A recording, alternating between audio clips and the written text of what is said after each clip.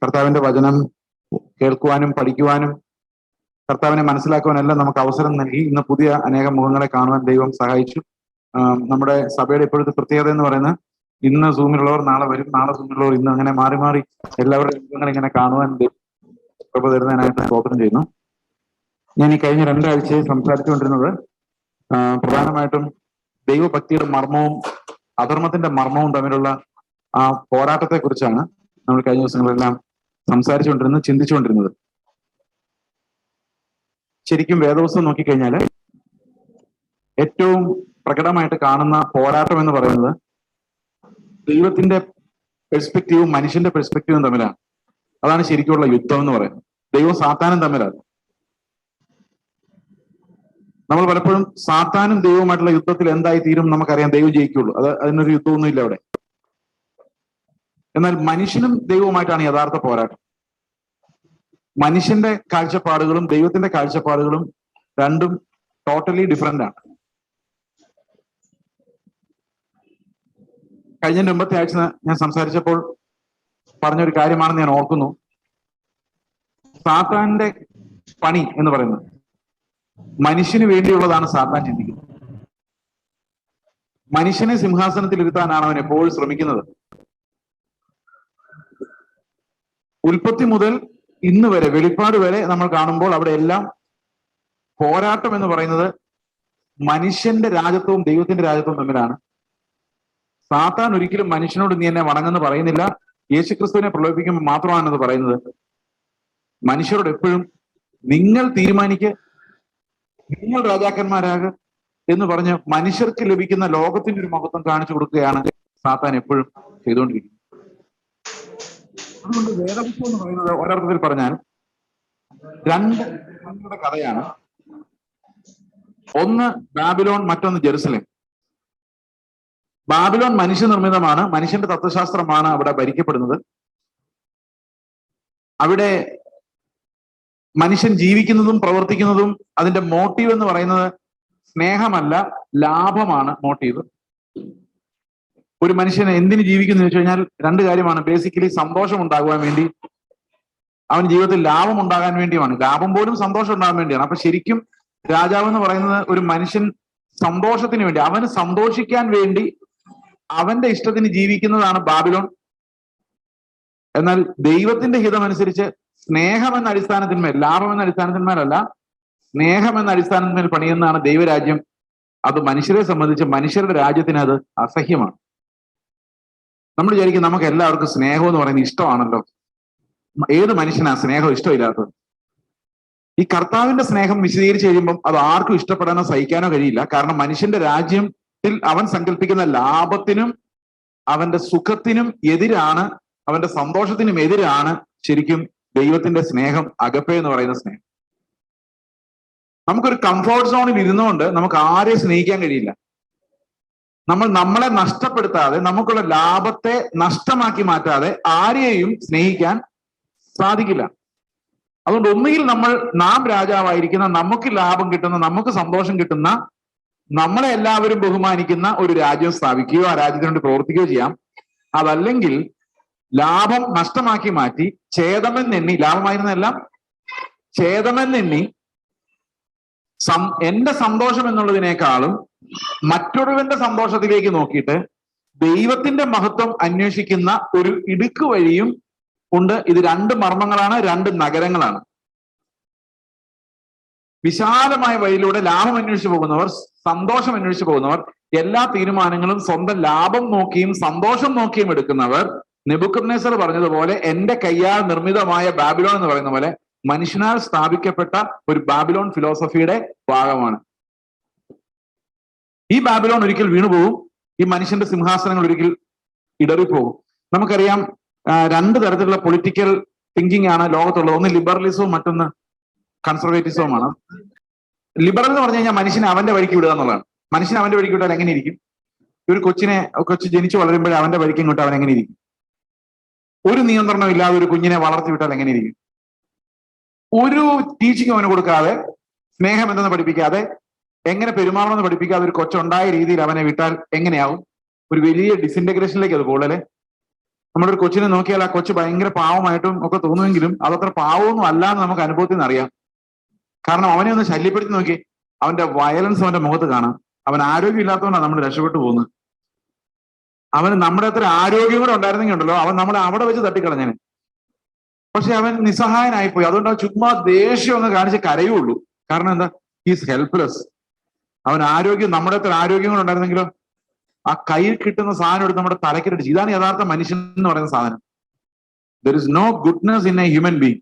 അവൻ അവന്റെ വഴിക്ക് വിട്ടു നോക്കിയേ. നമ്മൾ കുറെയൊക്കെ ഇപ്പോൾ ഉള്ള സന്മാർഗം വെച്ച് ഒരു തലമുറയൊക്കെ ജീവിക്കും. 2, 3, 4 തലമുറ ആകുമ്പോഴേക്കും അവൻ എന്തും ചെയ്യാൻ കഴിയുന്നവനായി മാറും. കാരണം അവന്റെ രാജ്യത്തിന്റെ തത്വം എന്ന് പറയുന്നത് ലാഭവും സുഖവുമാണ്. മനസ്സിലാവുന്നുണ്ടോ ഞാൻ പറയുന്നത്? അപ്പൊ ഈ ലാഭവും സുഖവും നോക്കി ജീവിക്കുന്ന ഫിലോസഫി മൊത്തത്തോടെ ക്രിസ്തുവിനെതിരാണ്. ക്രിസ്തുവിനെ കുറിച്ച് നമുക്ക് ഏറ്റവും നല്ല 10 സ്റ്റേറ്റ്മെന്റ് പറഞ്ഞാൽ പോരാ, ഡോക്ട്രിൻസ് കാണാതെ പറഞ്ഞാൽ പോരാ. നമുക്ക് അവന്റെ ജീവൻ നമ്മുടെ സ്വന്തമായി മാറണം. അതാണ് ബാബിലോണിനെതിരെ യുദ്ധം ചെയ്യാനുള്ള ഒരേ ഒരു വഴി എന്ന് പറയുന്നത്. ഈ ബാബിലോൺ ഫിലോസഫിക്കെതിരെ യുദ്ധം ചെയ്യാനുള്ള ഏക വഴി എന്ന് പറയുന്നത് അവൻ നമ്മുടെ ജീവനായി മാറുക എന്നുള്ളതാണ്. ക്രിസ്തു. അതുകൊണ്ടാണ് ദൈവഭക്തിയുടെ മർമ്മം എന്ന് പറയുന്നത് യേശു ക്രിസ്തു ആണ് എന്ന് നമ്മൾ പറയുന്നത്. ഈ ലിബറൽ ഫിലോസഫിയുടെ പ്രത്യേകത എന്ന് പറയുന്നത് മനുഷ്യന്റെ സന്തോഷമാണ് ഏറ്റവും അടിസ്ഥാനപരമായ പ്രമാണം. ഇപ്പൊ വിവാഹം കഴിച്ചു കഴിഞ്ഞാൽ ഭർത്താവിന് തോന്നാണ് ഈ ഭാര്യയുടെ കൂടെ ജീവിച്ചിട്ട് സന്തോഷമൊന്നുമില്ല, എപ്പോഴും മറക്കാം, വിട്ടേക്കാം. അപ്പൊ ഹ്യൂമനിസം എന്താ പറയുന്നത്? നീ എന്തിനാ കഷ്ടപ്പെട്ട് കഴിയുന്നത്? കളഞ്ഞിട്ട് അടുത്തയാളെ കല്യാണം കഴിക്കുക. ഇതാണ് ലോകത്ത് എപ്പോഴുള്ള. ഇപ്പൊ പെന്തക്കോസ്തുകളുടെ ഇടയിൽ പോലും, വിശ്വാസികളുടെ ഇടയിൽ പോലും ഒത്തിരി പേരും ചിന്തിക്കുന്നത് അങ്ങനെയാ. വിവാഹം കഴിച്ചു, അത്ര രസമാകുന്നില്ല, ഒത്തുപോകുന്നില്ല. ഇതാണ് ആ പ്രയോഗം, ഒത്തുപോകുന്നില്ല. അതുകൊണ്ട് എന്ത് ചെയ്തേക്കാം? കളഞ്ഞിട്ട് അടുത്തയാളെ കല്യാണം കഴിച്ചേക്കാം. അപ്പൊ ആളെ സ്നേഹിക്കണ്ടേ? അതൊന്നും നടക്കുന്ന കാര്യമല്ല. എന്നെ കൊണ്ടൊന്നും വയ്യ. അപ്പൊ ഹ്യൂമനിസം എന്ന് പറയുന്നത് എന്റെ കൺവീനിയൻസ് മാത്രം നോക്കുന്ന പരിപാടിയാണ്. അപ്പോൾ മനുഷ്യന്റെ സുഖം, മനുഷ്യന്റെ ലാഭം, മനുഷ്യന്റെ സന്തോഷം എന്നുള്ള ഫിലോസഫിയാണ് ഹ്യൂമനിസം. ഇതിനകത്തൊരു ചതിയുണ്ട്. അതുകൊണ്ടാണ് എഫേസ് ലേഖനം 4-ാം അധ്യായത്തിൽ പറയുന്നത്, ക്ലിയർ? എഫേസ് ലേഖനം 4-ാം അധ്യായത്തിൽ പറയുന്നത് മനുഷ്യരുടെ ചതിയാലും ഉപായത്താലും. നമുക്ക് വാക്യം ഒന്ന് വായിക്കാം. എഫേസ് ലേഖനം 4-ാം അധ്യായം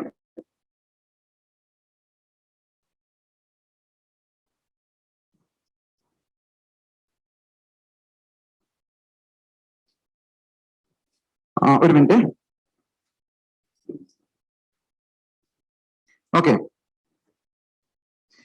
14-ാം വാക്യം. അങ്ങനെ നാം ഇനി മനുഷ്യരുടെ ചതിയാലും ഉപായത്താലും തെറ്റിച്ചു കളയുന്ന തന്ത്രങ്ങളിൽ കുടുങ്ങിപ്പോകാൻ തക്കവണ്ണം ഉപദേശത്തിന്റെ ഓരോ കാറ്റിനാൽ അലഞ്ഞുരുളുന്ന ശിശുക്കളായിരിക്കാതെ സ്നേഹത്തിൽ സത്യം സംസാരിച്ചുകൊണ്ട് ക്രിസ്തു എന്ന തലയോളം സകലത്തിലും വളരുവാൻ ഇടയാകും. ഈ ഒരു വാക്യം നമ്മളെ പഠിപ്പിക്കുന്നത് നമ്മളെ ചതിച്ചു കളയാൻ ഏറ്റവും സാധ്യതയുള്ളത് എന്താണ്? ആരാണ്? ആരുടെ ചതിയാലാണ്? മനുഷ്യരുടെ ചതിയാലും ഉപായത്താലും. അപ്പൊ നമ്മുടെ സത്യവിശ്വാസത്തിൽ നിന്നും അപ്പോസ്തലന്മാർ നമുക്ക് തന്ന ഉപദേശത്തിൽ നിന്നും, നമ്മൾ എഫേസ് ലേഖനം 4-ാം അധ്യായത്തിന്റെ ആദ്യ ഭാഗങ്ങൾ വായിക്കുമ്പോൾ അതാണ് കാണുന്നത്.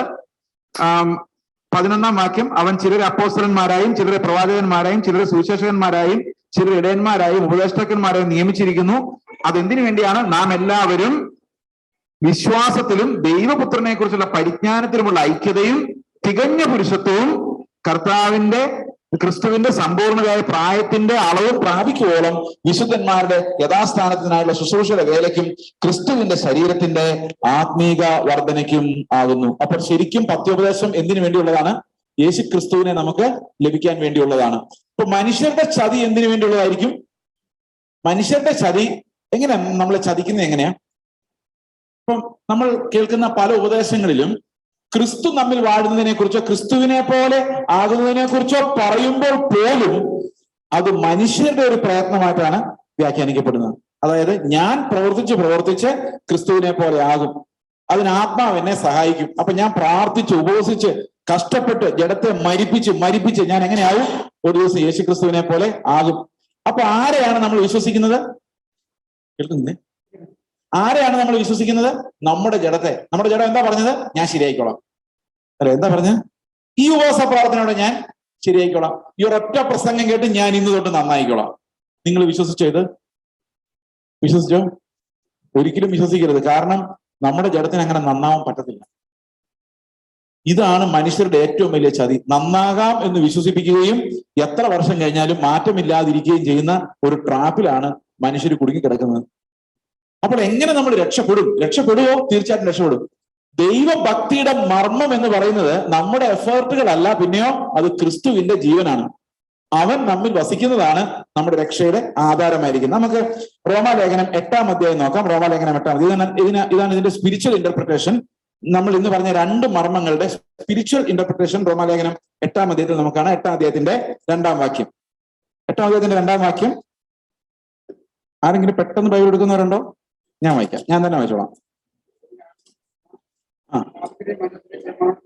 ജീവന്റെ ആത്മാവിന്റെ പ്രമാണം എനിക്ക് പാപത്തിന്റെയും മരണത്തിന്റെയും പ്രമാണത്തിൽ നിന്ന് ക്രിസ്തു യേശുവിൽ സ്വാതന്ത്ര്യം വരുത്തിയിരിക്കുന്നു. ഓക്കെ, അപ്പൊ ജീവന്റെയും ആത്മാവിന്റെയും പ്രമാണം എന്ന് പറയുന്നത് എന്താണ്? യേശു ക്രിസ്തുവിന്റെ ജീവൻ, അവന്റെ പ്രമാണം, ആ പ്രമാണത്താലുള്ള നടത്തമാണ് ഒന്ന് സ്വാതന്ത്ര്യത്തിന്റെ പ്രമാണം. മറ്റേതെന്താണ്? പാപത്തിന്റെയും മരണത്തിന്റെയും പ്രമാണം. ആ പാപത്തിന്റെയും മരണത്തിന്റെയും പ്രമാണം എന്താന്ന് പറയാം? അത് 7-ാം അധ്യായം വായിക്കുമ്പോൾ അത് ന്യായപ്രമാണമാണെന്നാണ് പൗലോസ് പറയുന്നത്. ന്യായപ്രമാണമാണ് എന്ത്? പാപത്തിന്റെയും മരണത്തിന്റെയും പ്രമാണം. അതെന്തുകൊണ്ട് അങ്ങനെ ആയത്? നമ്മളുടെ ഓരോ പ്രാവശ്യം ന്യായപ്രമാണം പറയുമ്പോഴും അത് മനോഹരമാണ്, ആത്മീകമാണ്, ദൈവം തന്നതാണ്, അത് ഒരിക്കലും നീങ്ങിപ്പോവുകയില്ല, അതെപ്പോഴും അവിടെ തന്നെ ഉണ്ട്. പക്ഷെ ഇതെനിക്ക് മരണകാരണമാണ്. കാരണം എന്താ? എനിക്കിത് പൂർത്തിയാക്കാൻ പറ്റുന്നില്ല. അപ്പൊ ഓരോരുത്തരും സ്റ്റേജിൽ നിന്ന് നിങ്ങൾ ക്രിസ്തുവിനെ പോലെ ആകണം, നിങ്ങൾ വിശുദ്ധരാകണം എന്ന് പറയുമ്പോൾ എന്റെ പ്രശ്നം, എനിക്ക് എത്ര പരിശ്രമിച്ചിട്ടും അങ്ങനെ ആകാൻ പറ്റുന്നില്ല എന്ന് മാത്രമല്ല, ഈ സ്റ്റേജിൽ നിൽക്കുന്നയാൾ അങ്ങനെയാണ് എന്നുള്ളൊരു തെറ്റിദ്ധാരണ എന്റെ ഉള്ളിലേക്ക് വരികയും ചെയ്യുന്നു. നിങ്ങൾക്ക് പലർക്കും ചിന്തയില്ല ഞാൻ ഒത്തിരി നിങ്ങളെക്കാളൊക്കെ നല്ല ആളാണ്. ചുമ്മാ തോന്നുന്ന. അത് എന്തുകൊണ്ട് തോന്നുന്നു വെച്ചാൽ ഞാൻ ഈ പ്രസംഗിക്കുന്നതുകൊണ്ട് അങ്ങനെ തോന്നുന്നു. അപ്പൊ ദൈവഭക്തിയുടെ മർമ്മം ഈ പ്രസംഗിക്കുന്ന ആളിലില്ല, അത് ക്രിസ്തുവിൽ മാത്രമേ ഉള്ളൂ. മനസ്സിലാവുന്നുണ്ടോ? അപ്പൊ നമുക്ക് എപ്പോഴും ഒരു മനുഷ്യനെ നോക്കാനുള്ള ഒരു ടെൻഡൻസി ഭയങ്കര കൂടുതലാണ്. അപ്പൊ നമുക്ക് എല്ലാവർക്കും ഭക്തിയുടെ പ്രമാണം എന്ന് പറയുന്നത് ക്രിസ്തു നമ്മിൽ വസിക്കുന്നു എന്നുള്ളതല്ലാതെ വേറെ ഒന്നുമില്ല. അത് പക്ഷെ മനുഷ്യരുടെ ചതിയാൽ നമ്മൾ അതിനകത്ത് വഞ്ചിക്കപ്പെടാം. ഞാൻ ഉൾപ്പെടെയുള്ള മനുഷ്യർക്ക് ഞാൻ പോലും അറിയാതെ നിങ്ങളെ ചതിക്കാൻ പറ്റും. ഞാൻ പോലും അറിയാതെ, ഞാൻ അറിയുന്നില്ല ഞാൻ നിങ്ങളെ ചതിക്കാന്ന്. പക്ഷെ ഞാൻ ഒരു പ്രത്യേക ലൈഫ് മോഡൽ, ക്രിസ്തുവിൻ്റെതല്ലാത്തൊരു ലൈഫ് മോഡൽ ഒരുപക്ഷെ നിങ്ങളുടെ മുമ്പിൽ വെച്ചേക്കാം. അപ്പൊ നിങ്ങൾ ഇയാൾ കൊള്ളാലോ, ഇങ്ങനെ ജീവിക്കണമെന്ന് നിങ്ങളെ കൊണ്ട് തോന്നിപ്പിച്ചേക്കാം. നിങ്ങൾ നാളെ അങ്ങനെ ആകാൻ ശ്രമിച്ച് നിങ്ങൾ അനീതിയുള്ളവരായി പോയേക്കാം എന്നെ പോലെ. മനുഷ്യൻ അത്രേ ഉള്ളൂ എന്ന് നമ്മൾ മനസ്സിലാക്കണമെങ്കിൽ അതൊരു മർമ്മമായി തന്നെ നമ്മുടെ ഉള്ളില് വെളിപ്പെടണം. ഉപദേശത്തിലൂടെ മാത്രമേ നമുക്ക് ക്രിസ്തുവിന്റെ അടുത്തേക്ക് ചെല്ലാൻ പറ്റുള്ളൂ. ആത്മാവിനാൽ മാത്രമേ നമുക്ക് അങ്ങനെ നടത്തപ്പെടാൻ പറ്റുള്ളൂ. ഇന്ന് താഴോട്ട് വായിക്കുമ്പോൾ നമുക്ക് തെറ്റിദ്ധാരണ ഉണ്ടാകുന്ന ചില വാക്യങ്ങളുണ്ട്. റോമാലേഖനം 8-ാം അധ്യായം.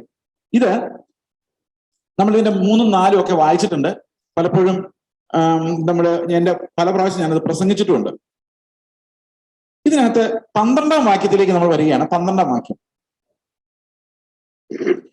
ആകയാൽ സഹോദരന്മാരെ, നാം ജഡത്തെ അനുസരിച്ച് ജീവിക്കേണ്ടതിന് ജഡത്തിനല്ല കടക്കാരാകുന്നത്. ഇത് നമ്മൾ സാധാരണ ജഡത്തിനനുസരിച്ച് ജീവിക്കേണ്ടതെന്ന് പറയുമ്പോൾ നമ്മൾ വിചാരിക്കുന്നത് ജഡപ്രവൃത്തികൾ എന്തൊക്കെയാണ്? ജഡപ്രവൃത്തികൾ എന്തൊക്കെയാണ്? കള്ളം പറയുക, അല്ലെ, ദോഷചിന്തകള്, ഇമ്മോറൽ തോട്ടുകള്, ഇതെല്ലാം എവിടെ നിന്ന് വരുന്നതാ? ജഡത്തിൽ നിന്ന് വരുന്നതാ. അപ്പൊ ജഡത്തോടുള്ള കടപ്പാട് എന്താ നമുക്ക്? നമ്മൾ സാധാരണ വിചാരിക്കുന്ന ജഡത്തോടുള്ള കടപ്പാട് എന്ന് പറഞ്ഞാൽ ജഡം നമ്മളെ നിർബന്ധിക്കുന്നു. ഞാൻ നേരത്തെ പറഞ്ഞില്ലേ, നമ്മുടെ ഫിലോസഫി എന്താ? സുഖിക്കുക, സന്തോഷിക്കുക, എൻജോയ് ചെയ്യുക, ലാഭം ഉണ്ടാക്കുക. അപ്പൊ ആ ഒരു തത്വത്തിന്മേൽ നമ്മൾ എല്ലാവരും ജനിച്ചു വളർന്നത് കൊണ്ട് നമ്മളെല്ലാവരും അങ്ങനെയല്ലേ ചെറുപ്പം തൊട്ട് പഠിപ്പിച്ചിരിക്കുന്നത്? ലാഭം ഉണ്ടാകുന്ന ബിസിനസ് ചെയ്യുക, അല്ലെ? എന്റെ കയ്യിലുള്ള പൈസ വേറൊരാൾ കൊടുത്ത് ഞാൻ നഷ്ടം സഹിക്കരുത്, പിന്നെ അവന്റെ കയ്യിലുള്ളത് എങ്ങനെ ബിസിനസ് ചെയ്ത് എന്റെ കയ്യിൽ ആക്കാമെന്ന് ശ്രമിക്കുക. ഇതാണ് ബാബിലോണും കർത്താവും തമ്മിലുള്ള വ്യത്യാസം. അപ്പൊ അങ്ങനത്തെ ഒരു തത്വത്തിൽ ഞാൻ ജനിക്കുന്നത് കൊണ്ടും ജീവിക്കുന്നത് കൊണ്ടും ജഡം എന്ന് പറയുന്നത് എനിക്ക് പൂർണ്ണമായിട്ട് മനസ്സിലാകുന്നില്ല. ഞാൻ ജഡത്തിന്റെ പ്രവൃത്തിയിലായിട്ട് കാണുന്നത് ന്യായപ്രമാണത്തിന്റെ അടിസ്ഥാനത്തിൽ നോക്കുമ്പോൾ കള്ളം പറയുന്നത്, വിഗ്രഹാരാധന, അല്ലെ, പിന്നെന്താണ് ജഡത്തിന്റെ പ്രവൃത്തികൾ? കുറെ കാര്യങ്ങളുണ്ടല്ലോ. അസൂയ, കുശുമ്പ്, ഗലാത്യർ എല്ലാം ചോദിച്ചിട്ടില്ലേ? കുറെ കാര്യങ്ങളുണ്ട് ജഡത്തിന്റെ പ്രവൃത്തികൾ. പക്ഷെ ഇവിടെ പറഞ്ഞിരിക്കുന്ന ജഡത്തിന്റെ പ്രവൃത്തികളല്ല, ജഡത്തിന്റെ പ്രമാണം ആണോ? പാപത്തിന്റെയും മരണത്തിന്റെയും പ്രമാണത്തിൽ നിന്ന് നിങ്ങളെ എങ്ങോട്ട് സ്വാതന്ത്ര്യം? ആത്മാവിന്റെ ഒരു പ്രമാണത്തിലേക്ക്, ജീവന്റെ പ്രമാണത്തിലേക്ക് നിങ്ങളെ സ്വതന്ത്രരാക്കി. അപ്പൊ ഇനി നിങ്ങൾക്ക് എന്തിനോട് കടമയില്ല, എന്തിനോട് ബാധ്യതയില്ല? ഈ ജഡത്തിന്റെ പ്രമാണത്തോടല്ല ബാധ്യത, അതിനോടല്ല നമ്മുടെ കടപ്പാട്. മനസ്സിലാവുന്നുണ്ടോ പറയുന്നത്? അപ്പൊ ഇനി ജഡപ്രകാരമുള്ള യുദ്ധമല്ല നമ്മൾ നയിക്കേണ്ടത്, പിന്നെയോ ആത്മാവിനാൽ ജീവനിലേക്ക് പ്രവേശിക്കുകയാണ് വേണ്ടത്? ക്ലിയർ ആയിട്ട് ഞാൻ പറഞ്ഞു അത് ഒന്ന് റൈസ് ചെയ്യും. ഓക്കെ, അപ്പൊ നമുക്ക് എല്ലാവർക്കും നീതിമാന്മാരാകാൻ വേണ്ടി ഒരു പാറ്റേൺ ലോകം തരുന്നുണ്ട്. ഇന്നതൊക്കെ ചെയ്താൽ നിങ്ങൾ നീതിമാന്മാർ, ഇന്നതൊക്കെ ചെയ്തില്ലെങ്കിൽ നിങ്ങൾ അനീതിയുള്ളവർ. ഇതാണല്ലോ നമുക്ക് തരുന്ന കടം ലിസ്റ്റ്. അപ്പം ഞാൻ തിരിഞ്ഞു നോക്കി കഴിയുമ്പോൾ ഞാൻ അത് ചെയ്തിട്ടില്ല, ഇത് ചെയ്തിട്ടില്ല, അങ്ങനെ ചെയ്തിട്ടില്ല. എനിക്ക് കടപ്പാടെന്ന് പറയുന്നത് എന്റെ മേലൊരു മോറൽ ലോ വെച്ചിട്ടുണ്ട്. എന്ത് മോറൽ ലോയാ? ഞാൻ അത് ചെയ്യാൻ പാടില്ല. ശരിയല്ലേ അത്? കള്ളം പറയാൻ പാടുണ്ടോ? പറ. ഇല്ല. മോഷ്ടിക്കാൻ പാടുണ്ടോ? ഇല്ല. വിഗ്രഹാരാധന ചെയ്യാമോ? അപ്പൊ സംഗതി സത്യം അല്ലേ? അപ്പൊ ജഡത്തിന്റെ പ്രമാണങ്ങൾ ഒരു സൈഡിൽ കൂടെ നോക്കുമ്പോൾ കറക്റ്റാ, അത് ചെയ്യാൻ പാടില്ല, അതിനൊരു തർക്കവും ഇല്ല, അത് ചെയ്യാൻ പാടില്ല. പക്ഷേ അത് ചെയ്യാതിരുന്നത് കൊണ്ടും കാര്യമൊന്നുമില്ല. മനസ്സിലാവുന്നുണ്ട് ഞാൻ പറയുന്നത്? നമ്മൾ നീതിമാന്മാരാകുന്നില്ല ദൈവത്തിന് മുമ്പിൽ. ഇത് ചെയ്താലും ചെയ്യാതിരുന്നാലും നമുക്ക് എന്ത് കിട്ടുന്നില്ല? ദൈവത്തിന്റെ നീതി നമുക്ക് ലഭിക്കുന്നില്ല. കാരണം ദൈവത്തിന്റെ നീതി ജഡത്തിന്റെ ഒരു അഭ്യാസം കൊണ്ട് വരുന്നില്ല. ഇത് മനുഷ്യബുദ്ധിക്ക് മനസ്സിലാക്കാൻ ഇത്തിരി പ്രയാസമാണ് ഈ പൗലോസ് എഴുതി വെച്ചിരിക്കുന്നത് ഇവിടെ. അപ്പൊ ജഡത്തോട് നമ്മൾ കടപ്പെട്ട ഒരു പ്രമാണം അനുസരിച്ച് നമ്മൾ നീതീകരിക്കപ്പെടാൻ ശ്രമിച്ചു കഴിഞ്ഞാൽ എന്ത് സംഭവിക്കും? നമ്മൾ വേറൊരു അടിമത്തത്തിൽ കുടുങ്ങുകയുള്ളൂ. എന്തടിമത്തം അത്? ആവുകയും ഇല്ല ഒരിക്കലും. ചെയ്തില്ല എന്നുള്ള ഫീലിംഗ് നമ്മുടെ ഉള്ളിൽ കിടക്കുകയും ചെയ്യും. അതേസമയത്ത് ഒരു വഴി നമുക്ക് തുറന്നു കിട്ടുകയും ഇല്ല. മനസ്സിലായോ? അപ്പൊ പിന്നെ എങ്ങനെ ഇതിനകത്ത് എല്ലാം രക്ഷപ്പെടാം? ജഡത്തിന്റെ മുഴുവൻ പ്രമാണത്തിൽ നിന്ന് എങ്ങനെ രക്ഷപ്പെടാം? മനുഷ്യന്റെ നന്മയിൽ നിന്നും തിന്മയിൽ നിന്നും, മനുഷ്യന്റെ വ്യാഖ്യാനങ്ങളിൽ നിന്നും, മനുഷ്യന്റെ ഐഡിയകളിൽ നിന്നും, അവന്റെ മോറൽ സ്റ്റാൻഡേർഡിൽ നിന്നും നമ്മൾ എങ്ങോട്ട് ഉയരണം? ക്രിസ്തുവിന്റെ നിലവാരത്തിലേക്ക് ഉയരണമെങ്കിൽ അത് ജഡത്തിന്റെ ഒരു പ്രമാണം വഴി നടക്കില്ല, അത് ആത്മാവിന്റെ ഒരു പ്രമാണത്തിലൂടെ മാത്രമേ നടക്കുള്ളൂ. അതുകൊണ്ട് നിങ്ങൾ ജഡത്തിനാണ് കടക്കാരാകുന്നതെങ്കിൽ എന്ത് സംഭവിക്കും? നിങ്ങൾ ഉറപ്പായിട്ടും മരിക്കും. കാരണം ഒരിക്കലും നിങ്ങളുടെ ശരീരം കൊണ്ട് ഇതനുസരിച്ച് പൂർത്തിയാക്കാൻ സാധിക്കില്ല. അതല്ലേ ഞാൻ ആദ്യം പറഞ്ഞു തുടങ്ങിയത്? ജഡത്താലുള്ള ബലഹീനത നിമിത്തം ന്യായപ്രമാണത്തിന് കഴിയാത്തതിനെ സാധിപ്പിക്കാൻ. അപ്പൊ അതേ ജഡം കൊണ്ട് നമ്മൾ ഈ പോരാടി നമ്മൾ നീതിമാന്മാരാകുമോ? ആവില്ല എന്ന് മാത്രമല്ല, അതിന്റെ താഴെ എഴുതിയിരിക്കുന്നത് ദൈവാത്മാവ് നടത്തുന്നവരെല്ലാം ദൈവത്തിന്റെ മക്കളാകുന്നു. ജഡപ്രകാരം നീതിമാന്മാരാകാൻ ശ്രമിക്കുന്നവരല്ല, ദൈവാത്മാവ് നടത്തുന്നവരാണ് ആര്? ദൈവത്തിന്റെ മക്കൾ. അപ്പൊ ദൈവത്തിന്റെ മക്കൾ നടക്കുന്നതും ജഡപ്രകാരമുള്ള ഒരു നിയമം ചെയ്ത് യുദ്ധം ചെയ്ത് ജീവിക്കുന്നവരും തമ്മിൽ ഒരു വലിയ വ്യത്യാസമുണ്ട്. ഒരു കൂട്ടർ എപ്പോഴും ഭയത്തിലും മറുകൂട്ടർ എപ്പോഴും പുത്രത്വത്തിന്റെ ആത്മാവിലുമാണ് ജീവിക്കുന്നത്. വ്യത്യാസം മനസ്സിലായോ? അതാണ് ഈ താഴോട്ട് ചർച്ച ചെയ്യുന്നത്. ഓക്കെ, ആകയാൽ സഹോദരന്മാരെ, നാം ജഡത്തെ അനുസരിച്ച് ജീവിക്കേണ്ടതിന് ജഡത്തിനല്ല കടക്കാരാകുന്നത്. നിങ്ങൾ ജഡത്തെ അനുസരിച്ച് ജീവിക്കുന്നെങ്കിൽ മരിക്കും നിശ്ചയം. അപ്പൊ നമ്മൾ വ്യാഖ്യാനിക്കുന്ന കള്ളം പറഞ്ഞാൽ മരിക്കും, പിന്നെന്താ, മോഷ്ടിച്ചാൽ മരിക്കും, ചീത്ത പറഞ്ഞാൽ മരിക്കും. അത് സത്യമാണ്, ഉറപ്പായിട്ട് സത്യമാണ്. ഞാനത് നിഷേധിക്കുമല്ല. മോറല്ലോ തീർച്ചയായിട്ടും അവിടെ ഉണ്ട്. പക്ഷേ കള്ളം പറഞ്ഞില്ലെങ്കിലും നിങ്ങൾ മരിക്കും. സമ്മതിച്ചോ? കള്ളം പറയാതെ സ്വർഗത്തിൽ പോവോ? പോവില്ല. നമ്മൾ കരുതി കൂട്ടി വെച്ചിരിക്കുന്ന നീതിയും നമ്മൾ കഷ്ടപ്പെട്ട് അനുസരിച്ച നീതി പ്രവർത്തികളൊന്നും നമ്മളെ കർത്താവിന്റെ അടുത്തെത്താൻ സഹായിക്കില്ല. ആ ജഡപ്രവർത്തികൾ, ജഡ നിയമങ്ങളാണ് നമ്മൾ ഇപ്പോഴും അനുസരിക്കുന്നതെങ്കിൽ നമ്മൾ ഒരിക്കലും ദൈവത്തിന്റെ സന്നിധിയിൽ നീതിമാനായി മാറുന്നില്ല. നമ്മൾ ഉറപ്പായിട്ടും മരിക്കുകയുള്ളൂ. ഹ്യൂമൻ സിസ്റ്റം എന്ത് ഫോളോ ചെയ്താലും, മനുഷ്യന്റെ നീതിയെ നിങ്ങൾ എത്ര തൃപ്തിപ്പെടുത്തിയാലും അതുകൊണ്ടൊന്നും കർത്താവിന്റെ നീതിയുടെ അടുത്ത് എത്താൻ നമുക്ക് കഴിയില്ല. നമ്മൾ എത്ര നീതിമാന്മാരാന്ന് വിചാരിച്ചാലും കഴിയില്ല. നല്ല പോലെ അനുസരിക്കാൻ വേണ്ടി പട്ടിണി കിടന്നാലും കഷ്ടപ്പെട്ടാലും എത്ര വൈരാഗിയായി മാറിയാലും ദൈവത്തെ പ്രസാദിപ്പിക്കാൻ നമ്മുടെ ഒരു പ്രവൃത്തി കൊണ്ടും സാധിക്കില്ല, ജഡത്തിന്റെ ഒരു പ്രമാണം കൊണ്ടും സാധിക്കില്ല. അതുകൊണ്ടാണ് കർത്താവ് പറഞ്ഞത്, എന്നെ കൂടാതെ നിങ്ങൾക്കൊന്നും ചെയ്യാൻ കഴിയില്ല. ഒരു നീതിയുടെ പ്രമാണവും നമ്മളെ ഒരു കാരണവശാലും രക്ഷിക്കില്ല. അപ്പൊ ജഡത്തിന്റെ പോരാട്ടം എന്ന് പറയുന്നത് എപ്പോഴും, ഈ ജഡത്തിന്റെ പ്രമാണം എന്ന് പറയുന്നത് എപ്പോഴും ചീത്ത കാര്യങ്ങളല്ല. അതിനകത്ത് നല്ല കാര്യങ്ങളുണ്ട്, നമുക്ക് ലാഭം തരുന്ന കാര്യങ്ങളുണ്ട്, ബുദ്ധിയുള്ള കാര്യങ്ങളുണ്ട്, വിവേകമുള്ള കാര്യങ്ങളുണ്ട്. മനുഷ്യൻ ഹ്യൂമനിസം എന്ന് പറയുന്ന ഫിലോസഫി മുഴുവൻ അതിനകത്തുണ്ട്. പക്ഷെ ഇതൊന്നും നമ്മളെ രക്ഷിക്കില്ല. ഓക്കെ, അപ്പൊ ജഡത്തെ അനുസരിച്ച് നമ്മൾ ജീവിച്ചാൽ ഉറപ്പായിട്ടും മരിക്കും. അപ്പൊ എന്ത് ചെയ്യണം? ആത്മാവിനാൽ ശരീരത്തിന്റെ പ്രവൃത്തികളെ മരിപ്പിക്കുന്നെങ്കിൽ, അപ്പൊ ആ ശരീരത്തിന്റെ പ്രവൃത്തികൾ മരിക്കാൻ നമ്മൾ എന്ത് ചെയ്യണം? ആത്മാവിൽ ജീവിക്കണം. ആത്മാവിൽ ജീവിക്കുമ്പോൾ എന്ത് സംഭവിക്കും? ശരീരത്തിന്റെ പ്രവൃത്തികൾ മരിക്കും. പക്ഷെ ആത്മാവ് കാണിച്ചു തരുന്ന എപ്പോഴും ഒരു ക്രിസ്തുവിന്റെ ഇടുക്കുവഴിയായിരിക്കും. അത് നമുക്ക് ഇഷ്ടപ്പെടാൻ സാധ്യത വളരെ കുറവാണ്. നമുക്ക് എപ്പോഴും മനുഷ്യന്റെ നന്മതിന്മകൾ വെച്ച് ജീവിക്കുമ്പോൾ നല്ലത് ചെയ്തു ഒരു ഗമം നമുക്കുണ്ടാവും. പക്ഷെ അതും കൊണ്ടൊന്നും ആവില്ലെന്നും ക്രിസ്തുവിന്റെ ജീവൻ നമ്മൾ വെളിപ്പെടണമെന്ന് മനസ്സിലായി കഴിയുമ്പം എന്ത് സംഭവിക്കും? ഈ ജഡപ്രകാരമുള്ള അവയവങ്ങൾ മരിച്ചു, പ്രയോജനമില്ലാതാവും. എന്റെ നീതി കൊണ്ട് എനിക്ക് പ്രയോജനമില്ല എന്ന് വന്നാലേ ക്രിസ്തുവിന്റെ നീതിക്ക് വേണ്ടിയുള്ള ഒരു ദാഹം എന്റെ ഉള്ളിൽ ഉണ്ടാവുള്ളൂ. എന്റെ നീതി കൊണ്ട് സാധിക്കുമെന്ന് എനിക്ക് വന്നു കഴിഞ്ഞാൽ എനിക്ക് വൈദ്യനെ ആവശ്യമില്ല, എനിക്ക് കർത്താവിന് ആവശ്യമില്ല, കാരണം ഞാൻ തന്നെയാണ് പിന്നെ എന്റെ കർത്താവ്. അതുകൊണ്ടാണ് ഇന്ന് സ്റ്റേജിൽ നിന്ന് പലരും പറയുമ്പോൾ നിങ്ങൾ വിശുദ്ധ ജീവിതം നയിച്ചില്ലെങ്കിൽ നിങ്ങൾ നരകത്തിൽ പോകുമെന്ന് പറയുമ്പോൾ അതിനകത്തൊരു വലിയ മനുഷ്യന്റെ ചതിയുള്ളത്. ഞാൻ നിങ്ങളോട് അങ്ങനെ പറഞ്ഞാൽ അതിനകത്തൊരു ചതിയുണ്ട്. എന്താ ചതി? നിങ്ങൾക്ക് എന്നോട് ചോദിക്കാം, നിങ്ങൾ സ്വർഗത്തിൽ പോവോ? അപ്പൊ ഞാൻ പറയും ഞാൻ പോകും. അപ്പൊ സ്വർഗത്തിൽ പോകാൻ ആരെ പോലെ ആയാൽ മതി? ആരെ പോലെ ആയാൽ മതി? എന്നെ പോലെ ആയാൽ മതി. അപ്പൊ നിങ്ങളുടെ അടുത്ത ക്രിസ്തു ആരാ? ആരാ? വിശുദ്ധിയുടെ പ്രസംഗങ്ങൾക്കകത്ത് ഒളിഞ്ഞിരിക്കുന്ന മർമ്മം ഇതാ. അതാണ് ജഡപ്രകാരമുള്ള ഒരു പ്രമാണപ്രകാരം. ഇപ്പൊ ഇന്ന് നമ്മുടെ ഇടയിലെ വിശ്വാസികളുടെ ഇടയിലെ വിശുദ്ധന്മാർ ആരാന്നറിയോ? കുറെ കാര്യങ്ങൾ ചെയ്തവർ, കുറെ കാര്യങ്ങൾ ചെയ്യാത്തവർ. ജഡത്തിന്റെ പ്രമാണം അനുസരിച്ച് ഒത്തിരി പേര് വിശുദ്ധരാകുന്നത്. ഞങ്ങൾ അങ്ങനെയൊന്നുമല്ല ബ്രദർ, ഞങ്ങൾ ഭയങ്കര, ഞങ്ങൾ ഒരാളുടെയും പൈസ തട്ടിച്ചെടുത്തിട്ടില്ല. ഒരാളുടെയും പൈസ തട്ടിച്ചെടുത്തില്ല. നിങ്ങൾ സ്വർഗത്തിൽ പോവോ? പോവില്ല. ജഡപ്രകാരം എല്ലാ മനുഷ്യനും പാപിയാണ്, അവൻ എന്ത് ചെയ്താലും നരകത്തിലേ പോകുള്ളൂ. അപ്പൊ ജഡപ്രകാരം നിങ്ങൾ നീതിമാന്മാരാകാൻ ശ്രമിച്ചാൽ എന്താ സംഭവിക്കുന്നത്? നിങ്ങൾ എല്ലാവരും മരിക്കുകയുള്ളൂ. ആത്മാവ് നമ്മളുള്ളിൽ ക്രിസ്തുവിനെ ഉളവാക്കിയെങ്കിൽ മാത്രമേ ഈ ജഡത്തിന്റെ പ്രവൃത്തികളും മരിക്കുള്ളൂ. ജഡത്തിന്റെ പ്രവൃത്തികൾക്കകത്ത് എന്തെല്ലാം ഉണ്ടെന്നറിയോ? ഈ കള്ളം പറയുന്നതുകൊണ്ട് സത്യം പറയുന്നതുകൊണ്ട്. ജഡത്തിന് ഇതെല്ലാം ചെയ്യാം. കർത്താവ് ഇല്ലാത്ത ഒരു മനുഷ്യന് സത്യം പറയാം, അല്ലെ? ആ സത്യം അവനെ സ്വർഗത്തിൽ എത്തിക്കില്ല. കാരണം യഥാർത്ഥ ട്രൂത്ത് എന്ന് പറയുന്നത് കർത്താവാണ്. അതെങ്ങനെ തെളിവാകും എന്ന് വെച്ച് കഴിഞ്ഞാൽ, ഒരു മനുഷ്യന്റെ ഉള്ളിൽ ക്രിസ്തുവിന്റെ സ്വഭാവം വന്ന് തികഞ്ഞ സ്നേഹത്തിൽ നിന്നുണ്ടാകുന്ന അനുസരണമാണ് ദൈവഭക്തിയുടെ മർമ്മമായ ഒരാളിൽ വരേണ്ടത്.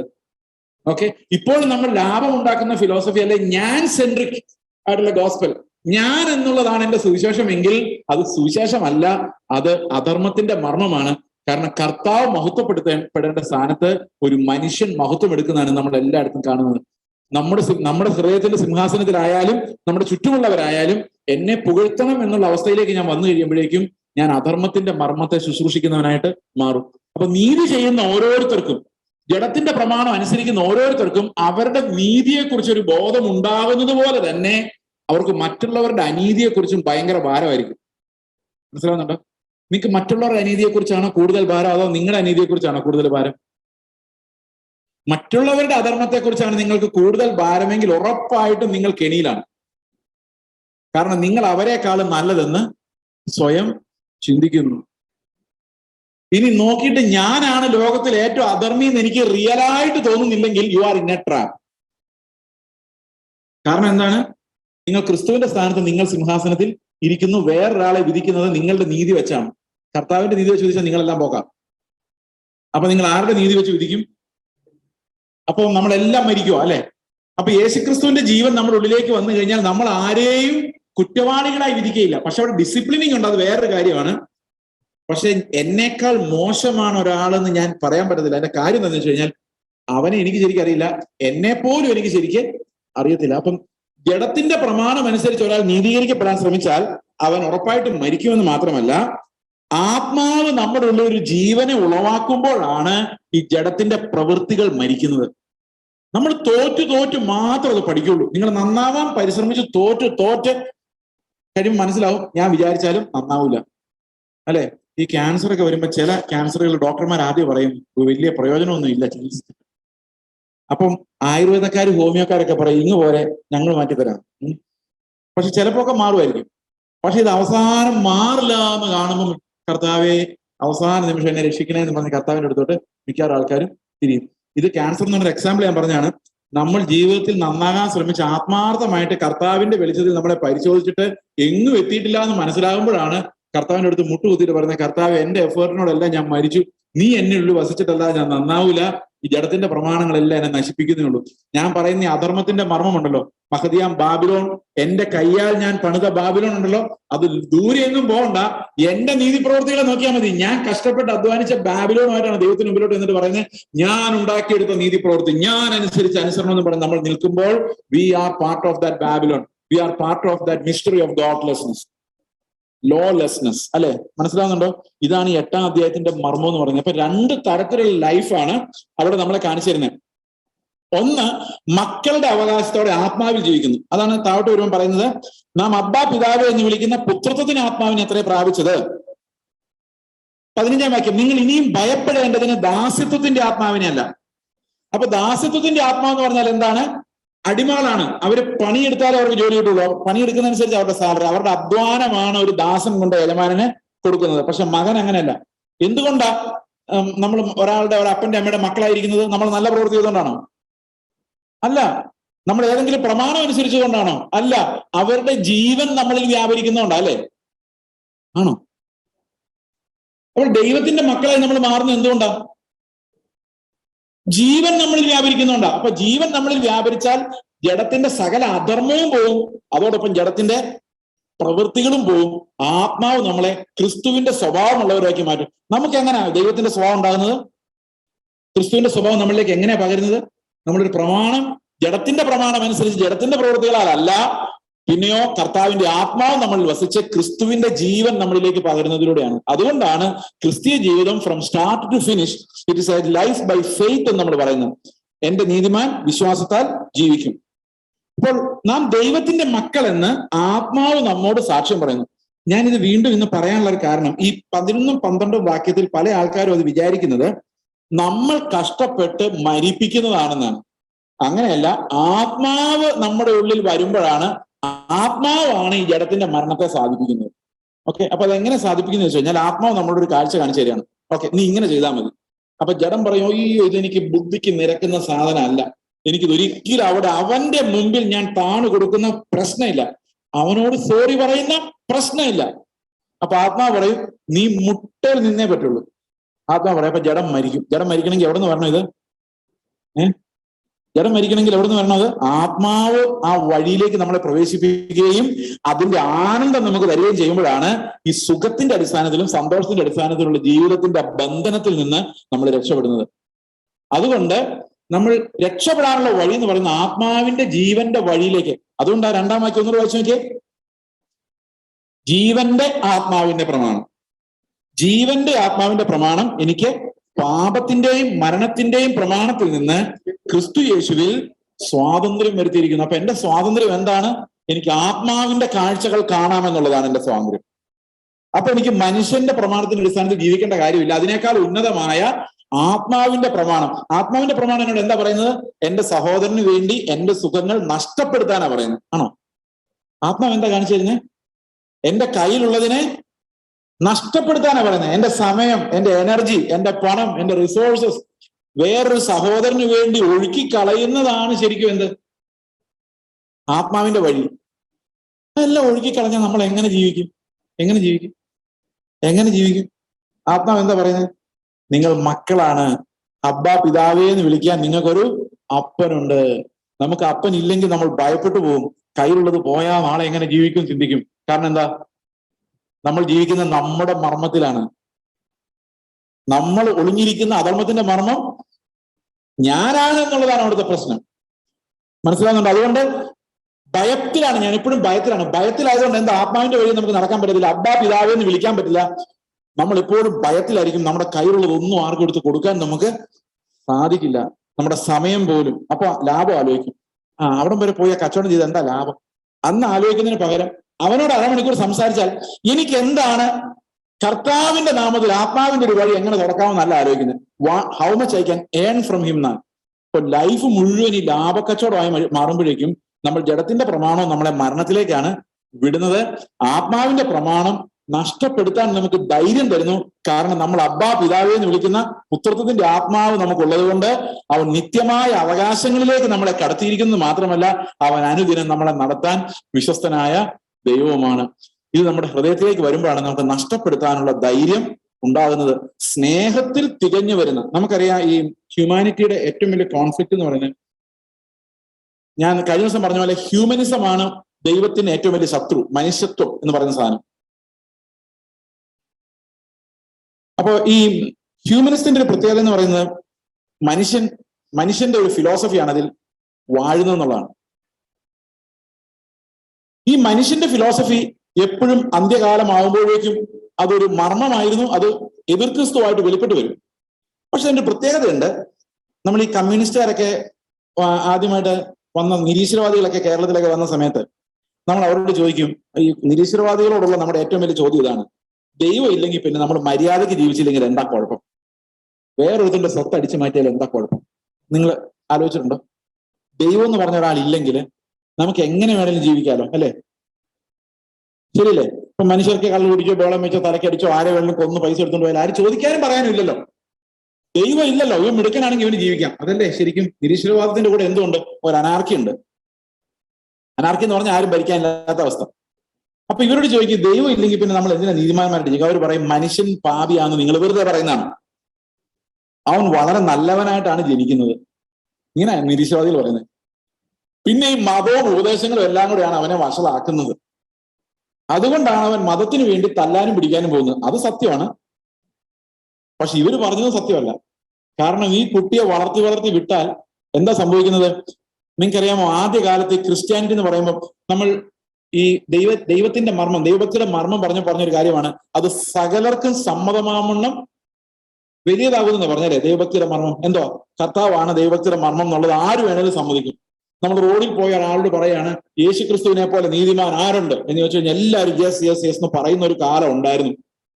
ഇന്ന് എന്താ പറയുന്നറിയോ? ഇന്ന് പറയുന്നത് മനുഷ്യനായിട്ട് ചിന്തിക്കണം. ക്രിസ്ത്യാനി ഹിന്ദു ഒന്നും ചിന്തിക്കരുത്. ഇതെല്ലാം മനുഷ്യത്വത്തിനെതിരാന്ന് പറയുന്നത്. മതങ്ങളെല്ലാം മനുഷ്യന്റെ സുഖത്തിനും സന്തോഷത്തിനും എതിരാണ്. ഓക്കെ, അപ്പോൾ മനുഷ്യന്റെ സുഖത്തിനും സന്തോഷത്തിനും എതിരായ ഒരു തത്വമാണ് നമ്മുടെ ചുറ്റും വളർന്നു വന്നുകൊണ്ടിരിക്കുന്നത്. അങ്ങനെ ഒരു അധർമ്മത്തിന്റെ മർമ്മം നമ്മുടെ ഇടയിൽ എല്ലാം വ്യാപരിക്കുന്നുണ്ട്. അതിന്റെ രാജാവ് ഞാനാണ്, അതിന്റെ രാജ്യത്തിന്റെ അധികാരി ഞാനാണ്. പിശാച് എന്നെ രാജാവാക്കാനാണ് പരിശ്രമിച്ചുകൊണ്ടിരിക്കുന്നത്. എന്റെ ഒരു രാജ്യം സ്ഥാപിക്കാനാണ് ഞാൻ എപ്പോഴും ശ്രമിച്ചുകൊണ്ടിരിക്കുന്നത്. സ്വാഭാവിക മനുഷ്യൻ അങ്ങനെ ചെയ്യുള്ളൂ. അതുകൊണ്ടാണ് നമ്മൾ രക്ഷപ്പെടുവാൻ ജീവന്റെ ആത്മാവിന്റെ പ്രമാണം നമുക്ക് ആവശ്യമായി വരുന്നത്. ക്രിസ്തുവിന്റെ തത്വങ്ങൾ നമ്മുടെ ലൈഫിലേക്ക് ഇറങ്ങി വരേണ്ടത്, ആ ജീവൻ നമ്മൾ പ്രാപിക്കേണ്ടത്.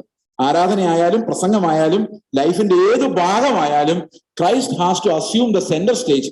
അതല്ലെങ്കിൽ നമ്മളെല്ലാം വഴിതെറ്റിപ്പോകും. വഴിയിൽ അനേകം അപകടങ്ങളും അനർത്ഥങ്ങളും ഉണ്ട് എന്നും അനേകം ദുരുപദേശങ്ങളുണ്ടെന്നും എല്ലാ ദുരുപദേശങ്ങളും നമ്മളെ മനുഷ്യത്വത്തിന്റെ ആഘോഷത്തിലേക്ക് വിടുന്നതാണെന്നും കർത്താവിന്റെ മഹത്വത്തെ കോംപ്രമൈസ് ചെയ്യുന്നതാണെന്നും നമുക്ക് മനസ്സിലാക്കാൻ കഴിയും. ഭയമില്ലാതെ ജീവിക്കാൻ, ദൈവത്തിന്റെ മക്കളായി ജീവിക്കാൻ, ദൈവത്തെ പ്രസാദിപ്പിക്കാൻ സൽപ്രവൃത്തികൾ അന്വേഷിച്ച് നടക്കുകയല്ല, ക്രിസ്തുവിന്റെ ജീവനെ അന്വേഷിക്കുന്നവർ മാത്രമേ ദൈവത്തെ പ്രസാദിപ്പിക്കുകയുള്ളൂ. വിശ്വാസം കൂടാതെ ദൈവത്തെ പ്രസാദിപ്പിക്കാൻ സാധിക്കില്ല. It's only by faith that we can please God. ഇതാണ് നമ്മൾ വിശ്വസിക്കുന്ന ഏറ്റവും പ്രധാനപ്പെട്ട പ്രമാണം. It is not by our effort but by the Lord's effort. കർത്താവിന്റെ പരിശ്രമമാണ് നമ്മളെ രക്ഷിക്കുക എന്ന് പറയുന്നത്. നമ്മളെ പോലെ റിബല്യസ് ഹാർട്ടുള്ള ആളെ രക്ഷിക്കാൻ കർത്താവിന് മാത്രമേ സാധിക്കുകയുള്ളൂ. ഓക്കെ, അപ്പോൾ ഈ ഒരു തത്വത്തെക്കുറിച്ച് കൂടുതൽ സംസാരിക്കണമെന്ന് എനിക്ക് ആഗ്രഹമുണ്ട്. ഞാൻ വളരെ സ്പീഡിലാണ് സംസാരിച്ചത്, അതുകൊണ്ട് എന്തുമാത്രം ക്ലാരിറ്റി ഉണ്ടായിരുന്നെന്ന് അറിയില്ല. ദൈവം അനുവദിച്ചാൽ നമുക്ക് പിന്നീട് ഒരു സമയത്ത് ഇത് വിശദമായിട്ട് കാണാം. ഇത് പലർക്കും തെറ്റിദ്ധാരണ. പലരും വിചാരിക്കും നമ്മൾ ഒരു പ്രമാണവും വേണ്ടാന്നാ പറയുന്നതെന്ന്.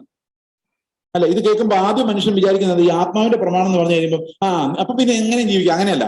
ആത്മാവിന്റെ പ്രമാണം ക്രിസ്തുവിന്റെ ജീവനാണ് നമ്മുടെ മേൽ ബർഡനായിട്ട് വെക്കുന്നത്. നമ്മുടെ മുമ്പിലുള്ള ലൈഫ് ആരുടെ ലൈഫാ? യേശു ജീവിച്ച ജീവിതം. ആ നീതിയെ ഭയപ്പെടുമ്പോഴാണ് നമ്മൾ എന്ത് ചെയ്യുന്നത്? മനുഷ്യന്റെ നീതിയെ കണ്ടുപിടിക്കുന്നത്. ആ നീതിയോടുള്ള ഭയം, ഞാൻ ക്രിസ്തുവിനെ പോലെ ആയാൽ എനിക്ക് നഷ്ടമല്ലേ വരുള്ളൂ? അല്ലെ? നിങ്ങൾ ഒരു നിമിഷം ക്രിസ്തുവിനെ പോലെ ആകുന്ന ആഗ്രഹിച്ചു, ശരിക്കും ആഗ്രഹമുണ്ടോ? ഭയങ്കര നഷ്ടം വരുള്ളൂ. അപ്പൊ നമ്മുടെ ഉള്ളിൽ ഇരുന്നുകൊണ്ട് ഈ ജഡം പറയും, അയ്യോ വേണ്ടാട്ടോ, യേശുവിനെ പോലെ നാണ്ടാട്ടോ, നമുക്ക് വേറെ രീതിയിൽ നീതിമാനാകാനുള്ള ഒരു പണി ഞാൻ പറഞ്ഞുതരാം. ഓക്കെ, അപ്പൊ മനുഷ്യർ കോംപ്രമൈസ് ചെയ്തൊരു നീതി ഉണ്ടാക്കിയെടുക്കും. ഇങ്ങനെയാണ് നമ്മൾ അധർമ്മത്തിന്റെ മർമ്മത്തിനകത്ത് നമ്മൾ അകപ്പെട്ടു പോകുന്നത്. അതെല്ലാം ഓരോ മനുഷ്യനെ ഗ്ലോറിഫൈ ചെയ്യുന്ന അവസ്ഥയിലേക്ക് വരും. ഓരോ പാസ്റ്ററെ അല്ലെ ഓരോ പ്രസംഗകരെ അല്ലെങ്കിൽ ഓരോ മതനേതാക്കന്മാരെ ഗ്ലോറിഫൈ ചെയ്യുന്ന അവസ്ഥയിലേക്ക് വരും. കർത്താവിനെ അവിടെ എങ്ങും കാണാനുണ്ടാവില്ല. കുറെ നാൾ കഴിയുമ്പോൾ ലാവോദീക്യ സഭ പോലെ കർത്താവ് വെളിയിലാകുന്ന ഒരു അവസ്ഥ ഉണ്ടാവും.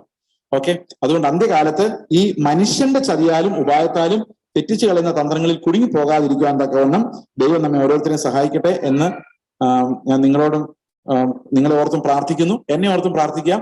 പ്രത്യേകിച്ചും ഓർക്കുക, ജഡത്തോടുള്ള പോരാട്ടം എന്ന് പറയുന്നത് ജഡത്തിലെ പാപപ്രവൃത്തിയോടുള്ള പോരാട്ടം അല്ല. ജഡം എന്ന് പറയുന്ന മൊത്തം തത്വത്തോടുള്ള പോരാട്ടമാണ്. ജഡത്തിൽ ചില നന്മകൾ നമുക്ക് ചെയ്തേക്കാം, നമുക്ക് ഉണ്ടായേക്കാം, അതെല്ലാം നമ്മളെ പുകഴ്ചയിലേക്ക് നയിക്കുകയുള്ളൂ. ഒരു കടപ്പാടും നമുക്ക് ജഡത്തോടില്ല. ജഡത്തെ നന്നാക്കാനുള്ള ഒരു കടപ്പാടും നമുക്കില്ല. അതിനെ കർത്താവ് ക്രൂശിച്ചതാണ്. മരണത്തിൽ അതിനെ ഉപേക്ഷിക്കണമെങ്കിൽ ആത്മാവ് നമ്മളിൽ പ്രവർത്തിക്കണം. അതല്ലേ വാക്യം പറയുന്നത്? ആത്മാവിൽ വേണം കർത്താവ് അന്ന് ക്രൂശിൽ തറച്ച ആ ജഡത്തെ മരിപ്പിക്കാൻ. അപ്പൊ ജഡത്തിന്റെ കടം നമ്മൾ വീട്ടിക്കൊണ്ടിരുന്നാൽ, ജഡത്തിന്റെ കടം നമ്മൾ വീട്ടിൽ, പാപം എന്ന കടം നമ്മളായിട്ട് വീട്ടിക്കൊണ്ടിരുന്നാൽ നമ്മൾ മരിച്ചു പോവുകയുള്ളൂ. ഒരു പ്രയോജനം അതുകൊണ്ട് ഉണ്ടാവില്ല. നമ്മളോടെ മരിച്ചാലേ ക്രിസ്തുവിന്റെ ജീവൻ നമ്മളിൽ വ്യാപരിക്കുന്ന അറിയാൻ കഴിയുള്ളൂ. ഇതാണ് 8ാം അധ്യായത്തിൽ പ്രധാനമായിട്ട് നമ്മളെ പഠിപ്പിക്കുന്ന കാര്യം. ദൈവം നിങ്ങൾ ഓരോരുത്തരെയും സഹായിക്കുമാറാകട്ടെ.